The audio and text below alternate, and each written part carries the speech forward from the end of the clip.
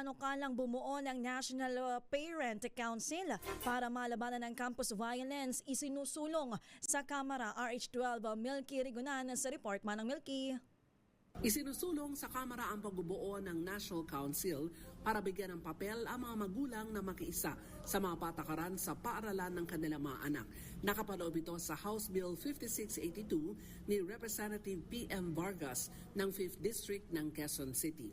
Ayon kay Vargas, ang edukasyon ay shared responsibility at habang nagbibigay ng academic learning ang mga paaralan, sa tahanan naman natututunan ang tamang pag-uugali ng ating mga kabataan. Sabi ni Vargas, kapag nakabuo ng formal framework para sa parent-teacher associations, madali nang mamonitor ang behavioral warning signs at mapigilan ang posibleng karahasan na mangyari sa mga campus. Git pa ni Vargas, ang pagpapatibay ng ugnayan sa pagitan ng mga magulang at paaralan ang pinaka-epektibong paraan para protektahan ang ating mga anak at gabayan sila para maging responsableng mamamayan.